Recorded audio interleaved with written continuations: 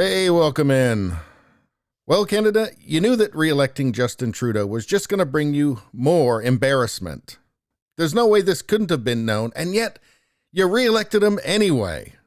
I have to say, at some point it just becomes deeply, deeply embarrassing. And, well, actually that point was 6 years ago. But anyway, here's the headline. Justin Trudeau mocked after using, here we go, 2SLGBTQQIA plus. Plus? That's not all of them yet? If you know there's more of them, just add that on as well because it's already so long. Having a plus, isn't that discriminating? Or is it just that, they're not sure what the extra ones are yet, but they're sure they're going to find out eventually. They'll keep searching until they find them. I wonder if there's a point where, the L's and the G's and the B's and the T's are just going to put a cap on it. Because if everybody's oppressed, nobody's oppressed. But anyway, this is quite a lot. 2SLGBTQQIA. So what does all that mean? And does Justin Trudeau himself even know? I'm not sure that he does. Let's see. Canadian Prime Minister Justin Trudeau is being mocked on social media after he published 2 posts that mention the latest woke iteration of an acronym for people with different sexual identities, which some liken to an encrypted password or headbutting the keyboard. Now here at Outkick, they've helpfully broken this all down for us. 2S is Two-Spirit, which represents people who resonate with male and female attributes on a spiritual level. We're familiar with LGBT. QQ is queer and questioning. I'm still not totally clear on what the difference between queer and lesbian or gay is. It's a lot of letters, right? Questioning, what is that? Is that just like, I don't know what I am? Is that it? Frankly, I just have no idea. Well, how about I and A+, intersex and asexual? Now, does questioning and just asexual need to be protected groups? Like if you're just kind of confused, do you need to be a protected group? Or asexual, you're just not interested in sex? Does that, are you oppressed by that? Like just not wanting to have sex? Are there gangs of intolerant youths roaming the streets looking to target people who don't look like they're interested in sex? It seems to me that maybe this acronym is starting to be extended to the point of absurdity.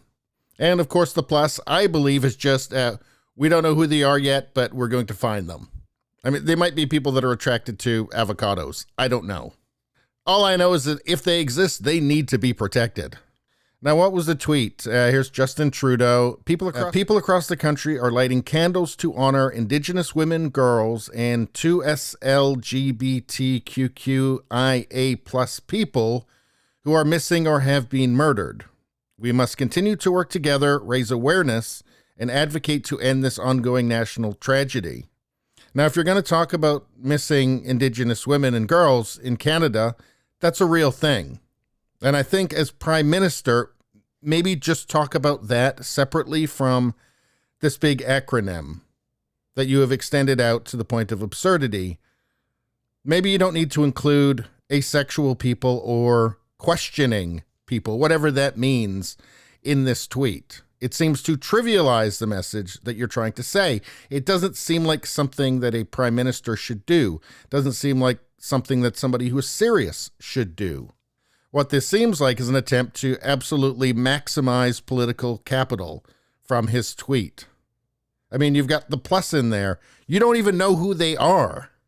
This is the guy who went surfing on the National Day for Truth and Reconciliation. It just seems like if he actually cared about it, maybe he wouldn't have gone surfing.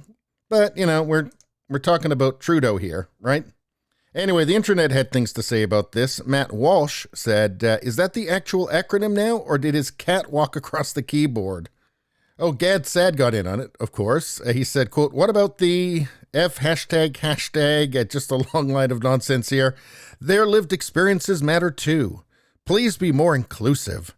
You are truly a caricature of the worst woke stereotype, void of any profundity. Yeah, I noticed that too. And has anybody ever noticed this lived experience? That is insanely stupid. You know what it is? It's experience. There's no other kind of experience, right? You don't need to say lived experience. You can just say experience.